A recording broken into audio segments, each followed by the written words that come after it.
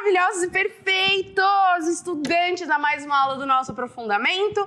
Só que hoje a gente vai começar um pouquinho diferente, tá? Eu acho justo a gente começar diferente por algumas razões. A primeira delas é que domingo agora, eu não sei quando você tá assistindo essa aula, mas domingo agora a gente teve aí o nosso Enem maravilhoso. Então eu espero que se você tenha prestado aí o Enem, você tenha tido uma ótima prova. E queria deixar claro o tema da redação do Enem, falando aí sobre a questão indígena, a questão étnica, né? Você vê aonde? Você vê aqui nas aulas de Sociologia. Estamos no Enem. Sempre falei pra vocês, gente, Sociologia e Enem é um caso de amor e é sobre isso. Então, eu espero que vocês tenham curtido bastante o feriado, que vocês tenham tido aí um ótimo Enem. E hoje a gente vai continuar nos nossos debates e discussões sobre trabalho. E para começar, a gente vai começar com o nosso mapa de shopping, que é onde estamos, quem sou eu. O nosso aprofundamento é o Cultura em Movimento, as diferentes formas de narrar a experiência humana. A unidade curricular é a tecnologia nas narrativas das relações sociais. E o componente é o Nós Robôs, as relações socioculturais de trabalho no mundo digital. Essa é a atividade 4, é a nossa aula de desenvolvimento 2, e o tema dela é escravidão, que é um passado contemporâneo. E por que a gente vai falar sobre escravidão? Oh, meu Deus, como chegamos a isso? Nas últimas aulas a gente começou, na verdade, definindo o que era trabalho. Então, o que é trabalho, o que é emprego e tudo mais. Então, a gente começou por aí. E aí, a gente começou a falar sobre os movimentos, né, relacionados ao trabalho. Então, tanto os movimentos sociais, né, como o movimento operário, mas a gente também falou um pouco sobre os sindicatos. E uma das principais coisas que a gente trouxe é que esses movimentos em si, sejam eles os movimentos operários, que são, obviamente, pautas mais gerais para o trabalhador, quanto os sindicatos, que vão ter ali um olhar um pouco mais específico para certas classes trabalhadoras. Quando a gente está falando desses dois, a gente está falando sobre movimentos que buscam aí a melhoria nas condições de trabalho, que buscam aí conquista de direitos. E um desses direitos que foi conquistado e que nos deu bastante trabalho, na verdade, foi uma época muito ruim da nossa história, mas uma época que ainda não foi apagada, é, por exemplo, o processo do trabalho escravizado. Né? Então, hoje, a nossa temática é essa. E como é algo importante mencionar, que quando a gente fala sobre a escravidão, normalmente a gente pensa na escravidão como sendo algo muito antigo. Ou a gente vai vincular a escravidão africana, né, que querendo ou não foi um dos maiores movimentos de escravidão que a gente teve, legalizada, institucionalizada, entre várias outras coisas. Ou a gente pode olhar para trás, a gente tem relações ali de escravidão na Grécia, por exemplo. Mas o fato é que esse não é um problema que sumiu. Ai, gente, a gente aboliu a escravidão, assinamos lá e agora, ano novo, vida nova, nova vida, novo universo. Não é assim, gente. Queria eu dizer pra você que o mundo funciona lindo desse jeito. O fato é que a escravidão, ela continua sendo um problema atual. E é esse olhar que a gente vai ter hoje. Obviamente, né, é importante a gente ter esse olhar para o passado. A gente conversou bastante sobre isso, principalmente quando a gente falou sobre Walter Benjamin. Então, quando a gente falou do Walter Benjamin, do Paul Klee com Ângelos Novos, o último anjo da história, a gente já falou sobre essa importância de sempre olhar para o passado para que ele nunca seja esquecido, para que a gente nunca volte a cometer os mesmos erros. Mas o fato é que a escravidão é um problema ainda real. E a gente vai olhar justamente para as legislações que até hoje existem aí para coibir essas práticas. Então, vai aparecer aí na tela para vocês que, segundo o artigo 149, né, do nosso Código Penal, hoje as características que definem, né, o trabalho análogo à escravidão, a gente não usa mais trabalho escravo em situações de escravidão moderna, a gente usa o termo análogo à escravidão. Ele tem essas características, tá? A lei é muito mais extensa, mas a gente resume a submissão a trabalhos forçados, então as pessoas são forçadas a trabalhar. Jornadas exaustivas de trabalho, então não é aquele bagulho 40 horas semanais, 8 horas por dia com 1 hora de almoço, nem ferrando, provavelmente horas exaustivas de trabalho sem pausa. Condições degradantes de trabalho, e essas condições degradantes, aí a gente tem um leque muito grande do que pode ser considerado degradante, como, por exemplo, a ausência de pausas, a ausência de idas ao banheiro, lugares insalubres, por exemplo, onde a pessoa não tem nem aonde ir ao banheiro, nem onde se alimentar, pessoas que dormem em barracões abertos. Existem aí uma diversidade de condições que são consideradas degradantes e também a restrição de locomoção do trabalhador. Então, por exemplo, mano, deu tudo errado e eu tô precisando de um trampo, tipo, enlouquecidamente. E aí o cara fala, oh, não, mas tem um trampo. Vou fazer um recorte. Não necessariamente o trabalho análogo à escravidão acontece em ambientes urbanos. Eles sim acontecem também em ambientes urbanos. A gente tem aí vários casos, principalmente vinculados a mulheres com o trabalho doméstico. A gente tem... eu acho que hoje, eu tô meio por fora, assim, do que tem aparecido bastante na TV, porque eu sou essa pessoa agora. Mas eu lembro de ver muita notícia de imigrantes que eram mantidos em, tipo, porões de fábricas, principalmente na indústria têxtil e tal. Então, não é algo que vamos dizer, se coloca ali diretamente no ambiente rural. Mas vamos ao ambiente rural como exemplo, mas não é algo exclusivo do ambiente rural, fechou? Então, assim, eu tô lá, mano, preciso de emprego, preciso sustentar minha família, e o cara chega e fala, véi, tem um trampo pra você na fazenda, sítio, qualquer coisa do tipo, e bora que nós. Pega o ônibus. Primeiro, eu já não tinha dinheiro pro ônibus, eu já pego uma dívida nessa minha ida pra essa fazenda. Aí eu chego na fazenda, falo, então, não sei o quê, vamos vir trampar. É sobre isso. E aí eu começo a trampar, eu começo a não receber salário, eu começo a adquirir dívidas com o meu trabalhador, porque, tipo, eu quero comer, não, firmeza, eu pago pra você, você me paga depois. Dívidas de trabalho. E aí eu falo, pô, mano, mas eu queria ver minha família, tal, já faz uma cota que eu tô aqui trampando, faz tempo que eu não vou pra casa. Não, sinto muito, você não tem como ir, é uma grana que...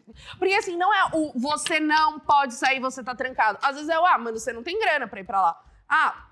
Eu não posso te deixar ir pra lá. Não, tá numa época X e você não pode ir. Então, essa restrição do trabalhador não poder sair do local de trabalho, seja pelo motivo qual for, porque o ponto do trabalho análogo à escravidão é que nem sempre ele vai ter os moldes que a gente conhece da escravidão, como, por exemplo, trabalho... Primeiro que você não pode escravizar uma pessoa legalmente, já começa por aí, ainda bem. Mas nem sempre esses processos, eles ocorrem de maneira impositiva pela violência. Muitos também acontecem pela própria manipulação, o que justamente dificulta muitas pessoas virem à frente, porque nem elas, muitas vezes, se percebem dentro desse papel, tá? E aí, quando a gente fala sobre o código, eu vou pedir para os meninos voltarem aí na tela, é considerado esse trabalho, o trabalho análogo à escravidão na contemporaneidade. Ele vem aí no artigo 149, né, a Lei 10.803 de 2003, que fique muito claro, 2003, então não fazem 20 anos, um problema que obviamente não tem 20 anos só, né? Já que ele transcendeu ali a necessidade da ausência da liberdade como sua caracterização. Também porque foi visto, existiam outras legislações que falavam de trabalho escravo, mas o principal ponto é que era muito vinculado à ausência de liberdade.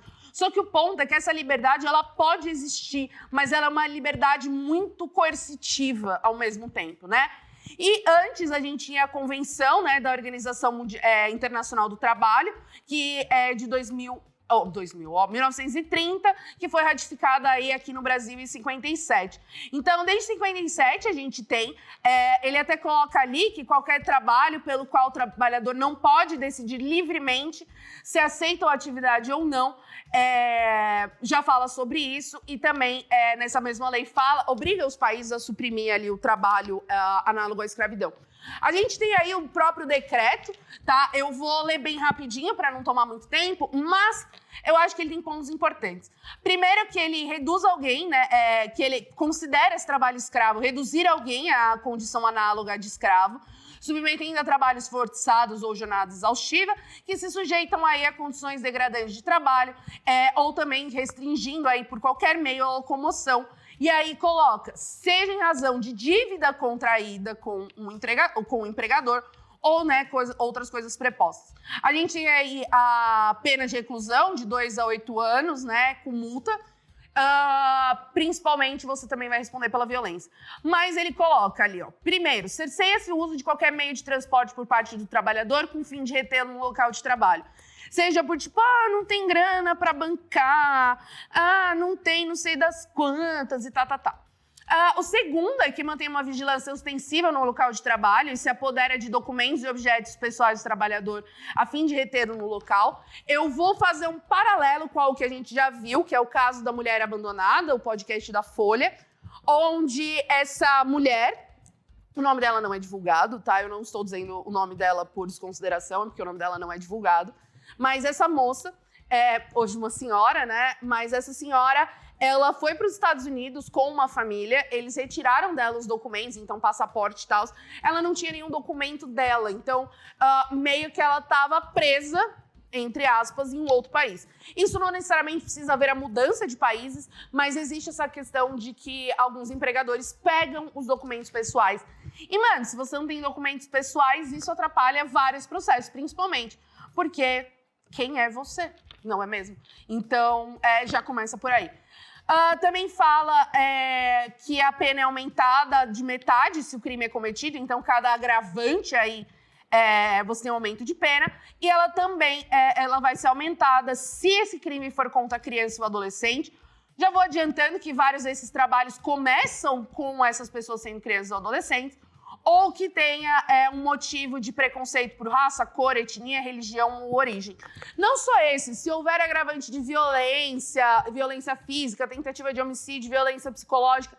Então, não é só as condições de trabalho, mas você pode ter outros agravantes aí. Então, o que acontece? A gente está falando hoje sobre uma legislação de 2003, significa que até 2003, é óbvio que até hoje, mas até 2003 a gente pode considerar que era absurdamente necessário uma mudança na legislação que falava sobre esse tema, mas principalmente, ainda é importante, a existência de leis que vão coibir o trabalho análogo à escravidão. Né? Eu acho que esse é o principal ponto, porque tem certos processos, certas coisas que acontecem no mundo, na vida, que a gente acha que já foi. Tipo, mano, a gente aboliu a escravidão, fez uma cota. Cara, águas passadas. Mas não é, essa é a questão. Vários problemas que talvez na nossa cabeça estejam resolvidos dentro da sociedade, e aí eu não tô falando só da nossa, eu tô falando da sociedade no geral. Porque a escravidão, o trabalho análogo à escravidão, ele não é um problema brasileiro, ele não é um problema obrigatoriamente nosso. Ele é um problema generalizado. A gente tem esse problema em vários lugares do mundo. E aí, por isso, eu trouxe até alguns dados para vocês, né? Então, alguns dados estão atualizados aí de 2021, mas bora lá.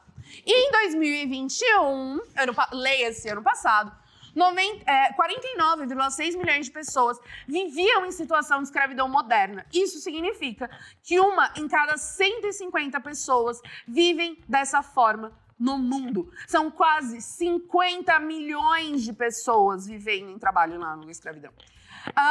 Quase 4 em cada 5 vítimas de exploração sexual comercial forçada.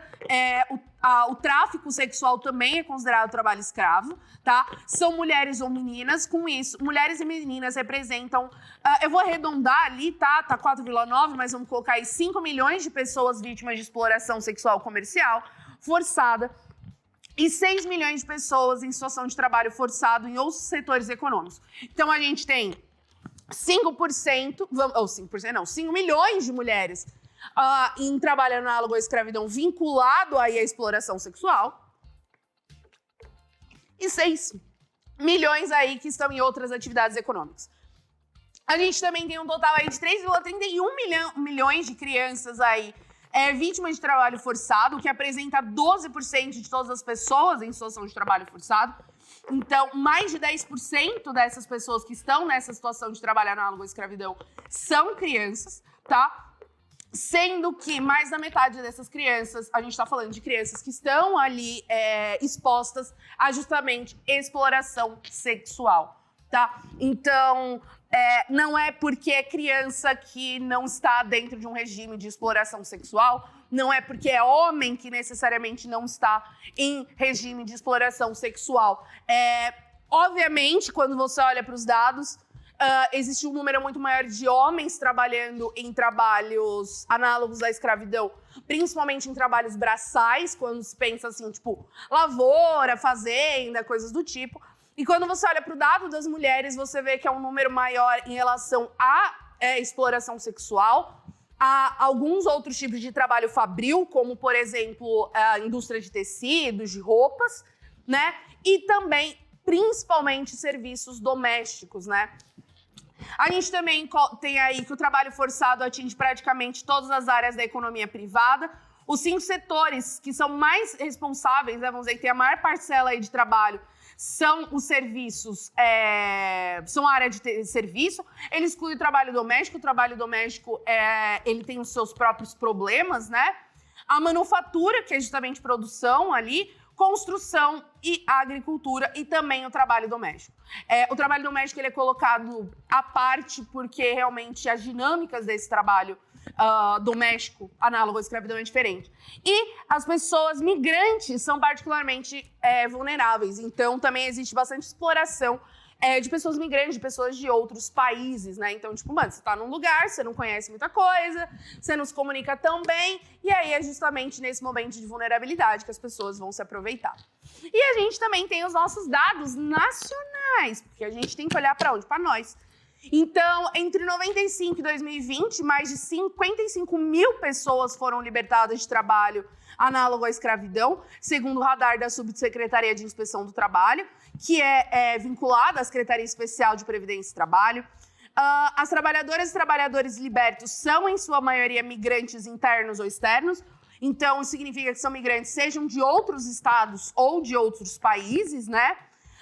Que deixaram aí suas casas pensando, indo para os grandes centros urbanos, né, em busca de novas oportunidades e, obviamente, atraídos por falsas promessas. A maioria desses trabalhadores libertados são homens, tá? A faixa etária é entre 18 e 44. Então, a gente vê que são pessoas, assim, novas, né? E 33% deles são analfabetos. E isso a gente vai ver bem... isso a gente vê bem claramente quando a gente fala sobre trabalho análogo à escravidão de trabalhadoras domésticas. Uma das principais coisas, dos artifícios que eles usam é justamente a falta de letramento. Eles abusam do fato que essas pessoas são analfabetas para explorá-las, porque justamente elas não vão ter tanta desenvoltura ou conseguir ler um documento ou ter certas percepções ali justamente pela falta de conhecimento.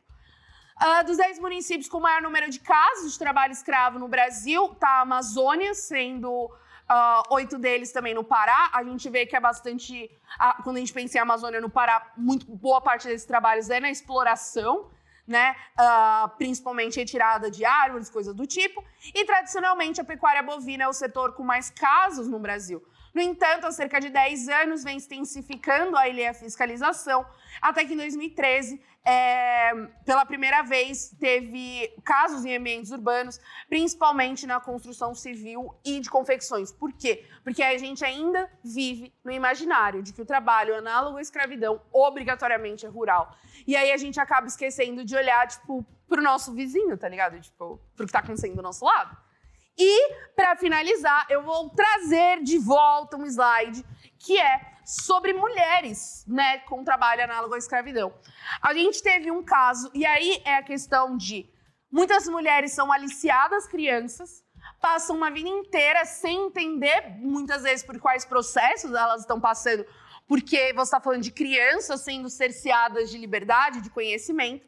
Então, a gente tem 3 notícias aí.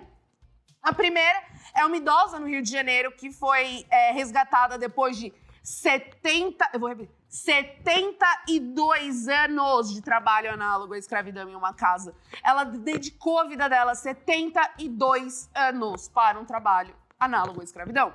A gente também tem a Madalena Linda, que ela foi resgatada de trabalho análogo à escravidão depois de 38 anos e só assim ela pôde comemorar seu aniversário pela primeira vez. A Madalena, ela foi pedir comida para uma senhora. A senhora perguntou se podia ficar com ela, cuidar dela. A mãe dela não tinha condições, falou, bom, se você vai dar uma vida melhor, enfim, para minha filha, por favor. Porém, essa mulher escravizou a Madalena. E a gente tem o podcast A Mulher da Casa Abandonada, que é justamente a história dessa empregada doméstica que passou 20 anos em trabalho análogo à escravidão nos Estados Unidos. E quero deixar claro, graças a esse podcast da Folha, que é o quê? Você trazer à tona essas questões, as denúncias de trabalho análogo à escravidão aumentarem 123%. E é por isso que é sempre importante a gente retomar esses assuntos. Não para lembrar daquilo que foi triste e daquilo que é ruim, mas para que a gente não deixe acontecer de novo. Então, a gente vai para nossa interação. Mano, eu deixei links, assim, para vocês, enlouquecida. Eu perdi o controle, eu acho que eu deixei 3 páginas. Tem a história da Madalena, tem a história da idosa, tem episódio de podcast. Eu deixei tudo. Então, vocês têm bastante coisa aí para vocês pesquisarem, se aprofundarem no assunto. Eu espero que vocês tenham curtido, que tenha ajudado vocês aí a entender melhor, a se interessar pela temática. Se você puder, fica aí na nossa interação. Um beijo, não esqueça de avaliar a nossa aula e até a próxima.